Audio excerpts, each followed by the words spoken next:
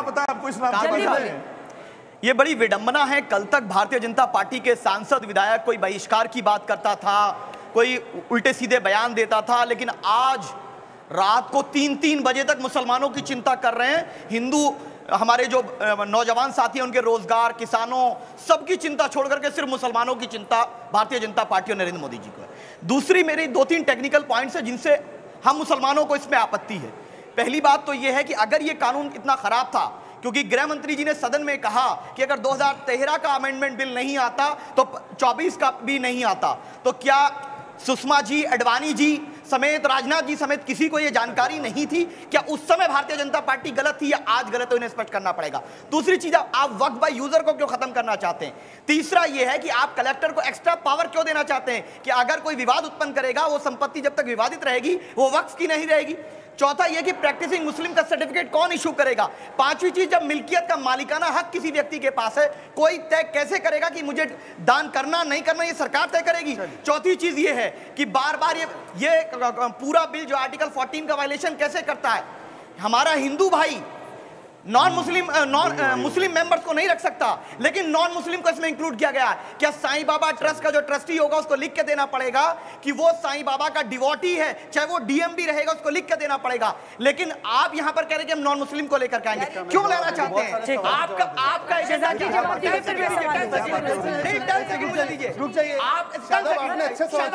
ले लो, फिर उसके बाद आगे ले लो। 10 सेकंड सिर्फ।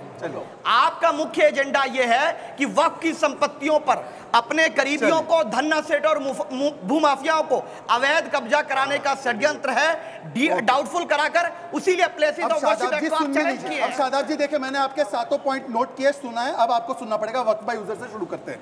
आपका तो गजब सिस्टम है कि वक्फ बाय यूजर में हिंदुओं की संपत्ति जरूर लेनी है, पर हिंदुओं को वक्फ बोर्ड जो स्टैट्यूटरी बॉडी है उसमें नहीं रखना है।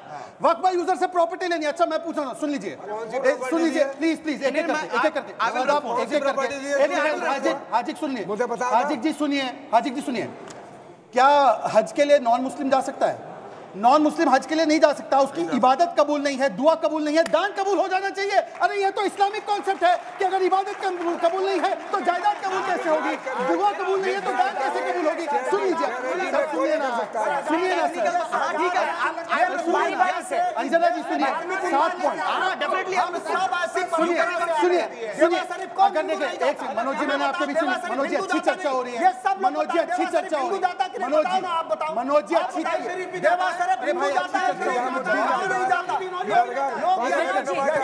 कैसी बातें कर रहे हैं आप? मनोज जी मेरा केवल आपसे इतना आग्रह। मनोज जी मैंने आपके बीच में एक सेकंड, मनोज जी आप ही के साथी ने 4-5 सवाल पूछे, या तो मैं जवाब दूं या तो आप मुझसे ज्यादा जवाब दे रहे हैं ना। सुनिए पर एक एक करके ना।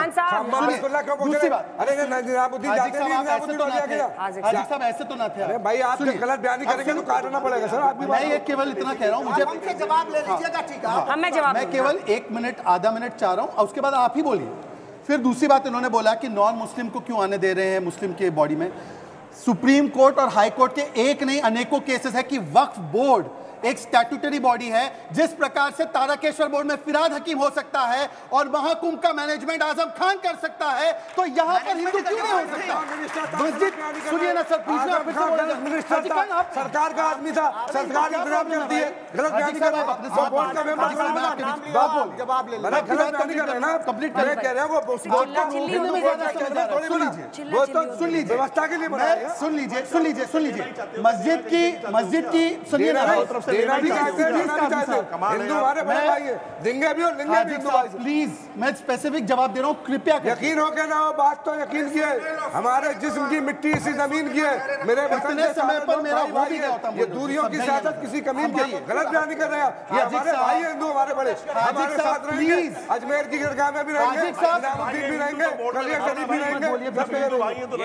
अपनी बात रखेंगे, मजार पे जाएंगे, वक्फ बोर्ड में बस नहीं रखेंगे।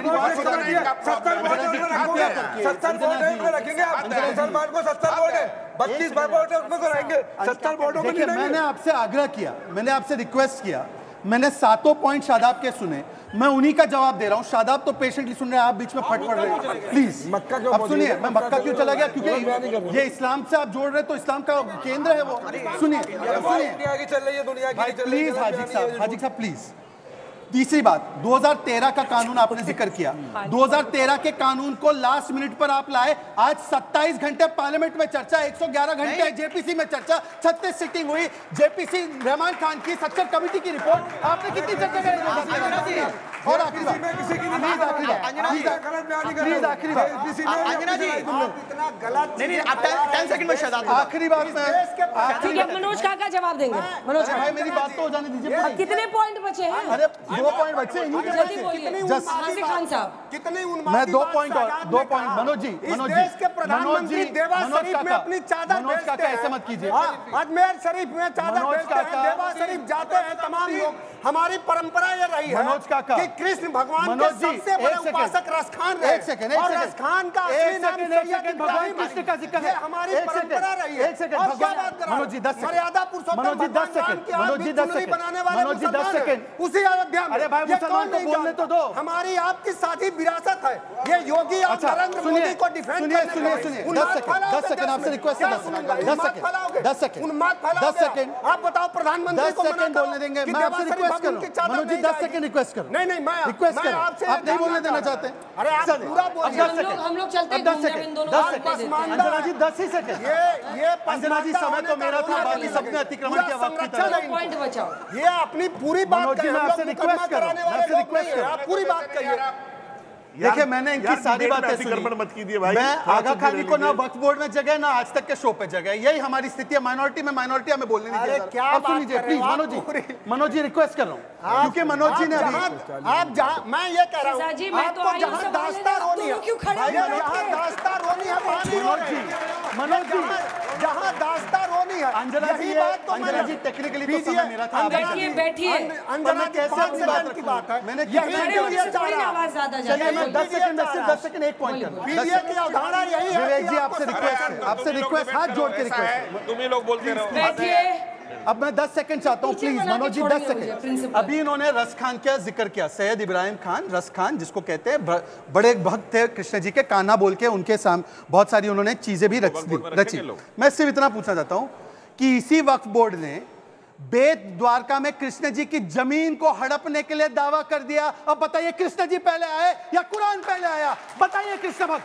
अच्छा बैठ जाइए पहले। आप गलत वे में बात ले जा रहे हैं। देखिए ये पूरी तरह से गलत ले जा रहे हैं। पेट पर दावा ठोका है 2 द्वीपों पर वक्फ बोर्ड ने। अंजना जी आप भी जान रही, वो मामला सब जुडिशल न्यायालय में जुडिस है, वक्फ बताइए। बोर्ड में वो मामला नहीं है, वो देश के सर्वोच्च अदालत में। कहां से उस द्वीप का पेपर मिला, कैसे वक्फ का दावा किया? उसी सर्वोच्च अदालत ने 1 अप्रैल को उत्तर प्रदेश की योगी सरकार को कहा है कि आप अलोकतांत्रिक नहीं हो बल्कि अमानवीय हो।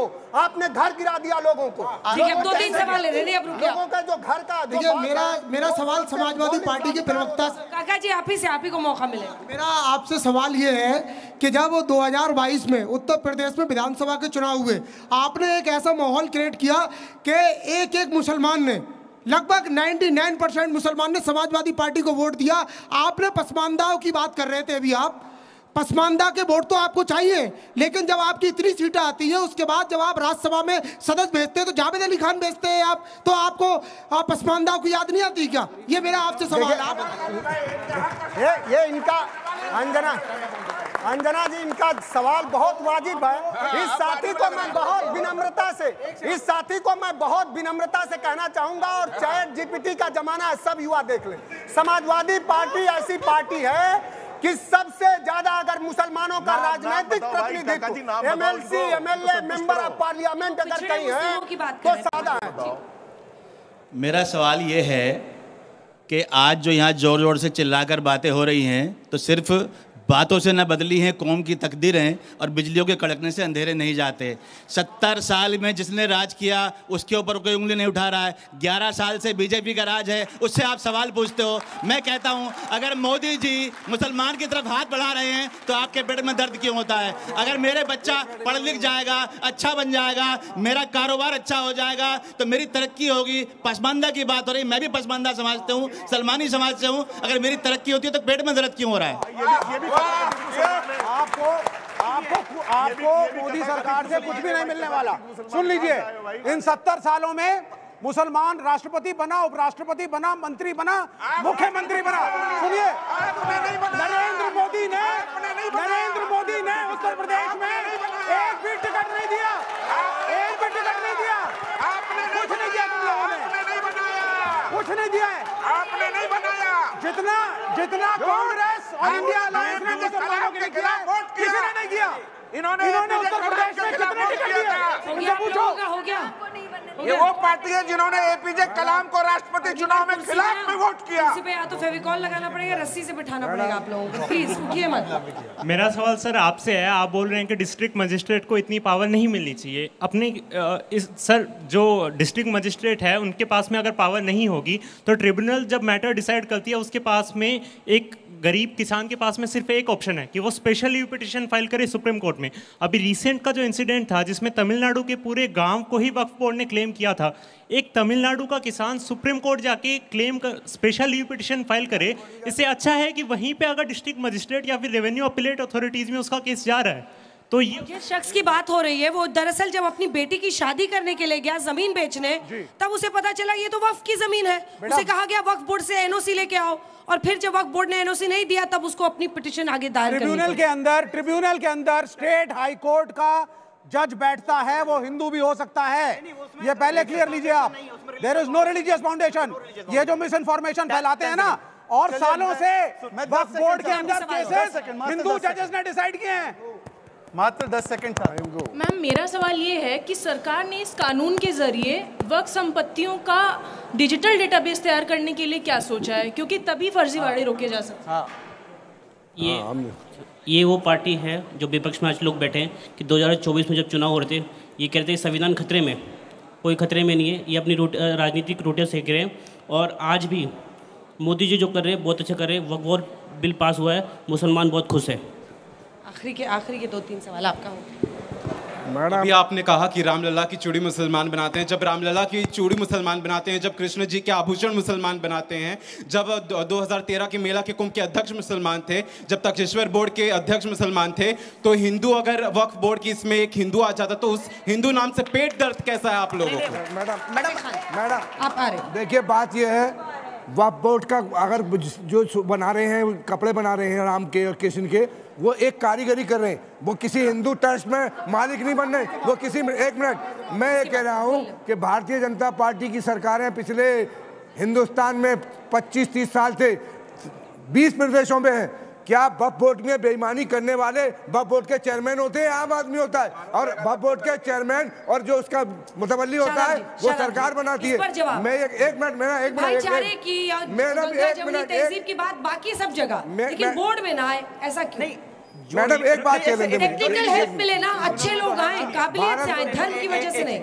जो ट्रिब्यूनल में होते हैं वहां तो कोई रिलीजियस बाउंडेशन नहीं है, और जो रिलीजियस बॉडीज हैं उसमें साईं बाबा के जो ट्रस्टी होता है, मैंने बताया ना, वन नॉन मुस्लिम नहीं हो सकता, बल्कि उसको ये मुस्लिम नहीं हो सकता, उसको ये बताना पड़ेगा कि वो साईं बाबा को डिवोटी है या नहीं, लिख के देना पड़ेगा, चाहे वो डीएम होगा। दूसरी चीज, हम लोग हर कॉन्स्टिट्यूशनल रास्ता अपनाएंगे, इसीलिए हमारे लीडर बैरिस्टर असदुद्दीन ओवैसी साहब ने देश की पहली पिटीशन फाइल की है जिन्होंने सबसे ज्यादा तार्किक तथ्य रखे थे। हम संवैधानिक लड़ाई लड़ेंगे और ये हमारा संवैधानिक अधिकार है। 10 सेकंड।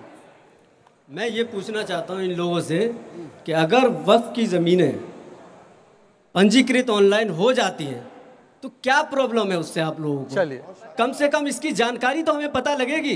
अंजना जी 10 सेकंड इसमें जोड़ने दीजिए, कानून का किससे भी मुसलमान को पता नहीं है कि कितनी जमीन है, कितनी आमदनी है, कितना खर्चा है, कितने गरीब परिवारों के आपने शादियां कराई है, गरीब बच्चियों की कभी किसी की शादी का फंक्शन रखा है, किसी एनजीओ के माध्यम से कभी शादी की किसी गरीब लड़कियों की, किसी का जवाब 10 सेकंड अंजना जी हमको भी दे दीजिए। बहुत अच्छा सवाल है। नहीं, भाई साहब ने सवाल मुझसे किया ना, छोटा जवाब। हाँ, मेरे भाई ने बड़ा अच्छा सवाल किया कि आमदनी कितनी है। 2020 में 166 करोड़ थी और घटते घटते मोदी सरकार में वो आमदनी 9 लाख रुपए हो गई, इसलिए उस पर भूमाफियाओं का कब्जा हो रहा है। मैं बता रहा हूं। दूसरी चीज, हमें डिजिटलाइजेशन से आपत्ति नहीं है, हमें आपत्ति यह है कि आप वक्त बाय यूजर को खत्म करके कलेक्टर को एक्स्ट्रा पावर दे करके और प्रैक्टिसिंग मुस्लिम नाम का ये डायलॉग ऐड करके आर्टिकल 14 का वायलेशन करके आप हमारी संपत्तियों पर कब्जा करना चाहते हैं, हमारी संपत्तियों को प्लीज ऐसे मत कीजिए, मेरा एक बार चेंज कीजिए ना पैटर्न, प्लीज अंजना, नहीं देते आप। ये आज तक चैनल की जो बिल्डिंग है ना, ये मेरी है, ये मेरी है, हकीकत में ये मेरी है। अगर मेरे चीखने से ये मेरी हो जाएगी और मैं कागज नहीं दिखाऊंगी और मैं यहाँ पे अपनी मलकियत सिर्फ बोलूंगी, क्या उससे कोई काम होएगा? टेक्निकली आप गलत बोल रहे हैं। बिल्कुल नहीं कर रही हूँ, बहुत गलत बात है। इन लोगों ने ये जो वक्त का यूजर है इसका मिसयूज किया है। सरकार कह रही है आप डिजिटलाइज करिए। बोलने दीजिए विवेक जी, बोलने दीजिए, मैं बहुत देर से चुप हूँ। सरकार ने कहा है यदि आप कोई भी जमीन, कोई भी कब्रिस्तान, कोई भी दरगाह, कोई भी मदरसा इस्तेमाल कर रहे हैं और वक्फ के तहत आप इस्तेमाल कर रहे हैं, उससे आप रजिस्टर करवा दीजिए, हम आपसे कुछ नहीं छीन रहे हैं। सही बात है, आप सबको पता है इस बारे में। दूसरी चीज, यदि ये मेरा है फोन तो ही ये मैं कासमी साहब को दे सकती हूँ, सही बात है।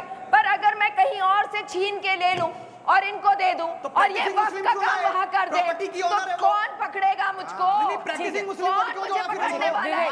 तीसरी चीज, चुप रहिए, तीसरी चीज, पहले बहनों को ये मिसगाइड कर रही है।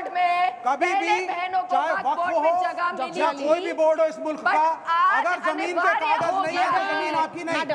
ये मिसगाइड कर रही है जैसे कि इन्होंने मिसगाइड किया, एक शगुफा फैलाया गया साहब। अपना पॉइंट बोलिए ना। इनका एक शगुफा सुनिए, पार्लियामेंट हाउस वक्फ की जमीन पर है, सबसे बड़ा मिसकंसेप्शन और झूठ फैलाया गया, नहीं है। किसने बोला था पहले? आप क्लेम करते हैं, किसने क्लेम किया है? इन पता नहीं, बदरुद्दीन अजमल बिना कागज के, सांसद बिना कागज के, बिना रजिस्ट्रेशन के, बिना खसरा खतौली के देखे हुए वक्फ की कोई भी जमीन वक्फ की नहीं हो सकती।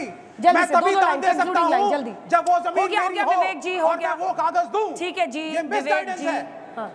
देखिए भाई, वक्फ के लिए सरकार ने जो किया वो बहुत शानदार है और मुसलमान इस बात से खुश है कि वो वक्फ की जानकारी अब रखना चाहता है। आपने देख लिया कितने लोग यहाँ आए हैं।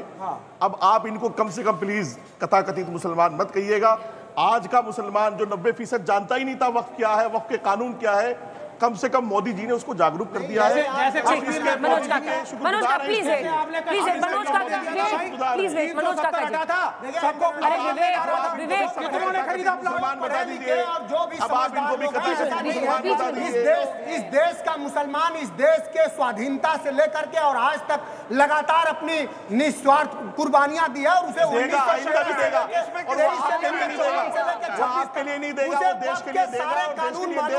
सवाल ये है कि उनकी धार्मिक मान्यताओं को वक्फ के बहाने जो रोजगार नहीं ले पाए, जो चाइना से जमीन नहीं ला पाए, जो दिन नहीं ला पाए, वो वक्फ के बहाने इस देश में जो हिंदू मुस्लिम जो गंगा जब पास हो रहा था, अशशुद्दीन ओवैसी साहब ने सुप्रीम कोर्ट के उस फैसले को मानने से इनकार किया। मैं उस तर्क पे जाना नहीं चाहता था कि राम टेम्पल का भी फैसला उन्होंने माना नहीं आज तक। तो जो लोग संविधान नहीं मान रहे, जो देश का विधान नहीं मान रहे, संसद से पारित कानून नहीं मान रहे, कह रहे 370 वापस फिर से लेके आएंगे, वो कांग्रेस पार्टी, वो समाजवादी पार्टी, वो कम्युनिस्ट पार्टी जो इस देश की किसी भी चीज को नहीं मान रही है। मैं मानता हूँ इस देश में विधान से चलेगा, न्यायपूर्ण और तर्कसंगत से चलेगा, मुस्लिम समाज को इससे लाभ मिलेगा। हमको दर्द क्यों हो रहा है? क्योंकि इनके राजनीतिक रोटी पर खतरा मंडरा रहा है, इसलिए इनको दर्द हो रहा है। ये दर्द इनको अभी और देंगे, अभी और देंगे। मुस्लिम समाज देश का मुख्य धारा में आए, विकसित बने, अच्छा नागरिक बने, गांधी के रास्ते पे चलेंगे, प्रोटेस्ट करेंगे। इससे इनके पेट में दर्द हो रहा है। Communist party, Samajwadi party, Congress party का चेहरा बेनकाब हुआ है क्योंकि लालू प्रसाद यादव जी ने 2010 में कहा, संसद में कहा कि सारी जमीनें लूट ली है, सारी प्राइम लोकेशन की जमीन पर अपार्टमेंट बना दिया है। एक कड़ा कानून लेकर के आई। मैंने जीवन में लालू जी की तारीफ कभी नहीं की, लेकिन इस बात पे की क्योंकि उनको महसूस था उनके बिहार में सारी जमीनें हड़प ली है। उस हड़पने को, उसको रोकने के लिए कानून है। कोई वक्फ की जमीन नहीं हड़प सके, कोई वक्फ का फैसला जो भी हो ग्लोबल का वो अंतिम नहीं होगा, सुप्रीम कोर्ट तक जाएगा। Please I request you, please. इन्होंने संविधान की बात की। आज तक की न्यूज दिखाता हूं। संभल में जाहिद सैफी नाम के एक बुजुर्ग व्यक्ति ने समर्थन किया वक्फ बिल के संशोधन का, तो उसको पीटा गया। पहली बात। दूसरी बात, अभी डिजिटल की बात हुई। सर ये तो वो लोग हैं, चिदम्बरम खड़े होकर यूपीआई का भी विरोध किया और डिजिटल पेमेंट होती है गरीबों को, जिसे 30 लाख करोड़ जमा हुआ बैंक अकाउंट में, उसका भी विरोध किया। और आखिरी बात, आपने कहा हम लोग तो हिंदुत्व के नाम पे कर रहे हैं। मनोज जी 10 सेकंड, हम लोग तो हिंदुत्व के नाम पे कर रहे हैं। केसीबीसी केरला के चर्च ने बोला है, सीबीसीआई ने बोला है मुनम्बम की जमीन, एर्नाकुलम की चर्च की जमीन, अब बताइए कि वो हिंदुत्व वाले हैं या चर्च की जमीन पर भी वक्फ ने अतिक्रमण किया? क्या स्टैंड है लेफ्ट का, बताइए। चलिए इसी के साथ तालियों के साथ आप सभी का बहुत बहुत धन्यवाद हल्ला बोल में हमारे साथ जुड़ने के लिए। देश दुनिया की बाकी खबरों के लिए देखते रहिए आज।